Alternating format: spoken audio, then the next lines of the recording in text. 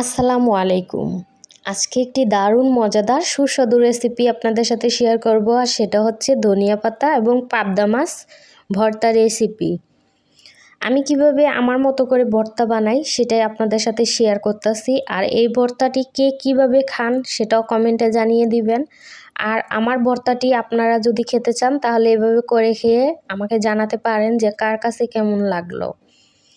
এখানে আমি দিয়ে দিলাম ধনিয়া পাতা, দিয়ে তেলের মধ্যে সামান্য ভেজে নিয়ে সেখানে আমি রসুন, কাঁচামরিচ এবং পেঁয়াজ সেটাও ভেজে নিলাম একসাথে। নিয়ে আমি এখানে শিলপাটার মধ্যে চলে এসে সামান্য একটু লবণ দিয়ে একসাথে বাইটা নিচ্ছি। আপনারা চাইলে সেটা হচ্ছে আপনারা ব্লেন্ডারও ব্লেন্ড করে নিতে পারেন, তবে শিলপাটার ভর্তাটা বেশি টেস্ট হয়। তারপর আমি এটা ভালো করে একদম মিক্স করে ভর্তা করে নেব, যাতে মিশে যায়। একদম মিশে গেলে সেই ভর্তাটা খেতে বেশি দারুণ টেস্ট লাগে।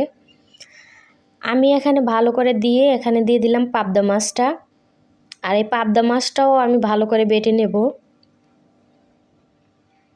আমি জানি আপনারা অনেকে পাবদা মাছ বেশি পছন্দ করেন, তাই আমি পাবদা মাছ দিয়েই করার চেষ্টা করছি। আপনারা যে কোনো মাছ দিয়েই করতে পারেন। আমি এটা ভালো করে এখন বেটে নিয়ে, দেখতেই পাচ্ছেন আমার ভর্তাটা কমপ্লিট। আমি এখানে সামান্য সরিষার তেল দিয়ে আমি এটা মিক্স করে নিলাম।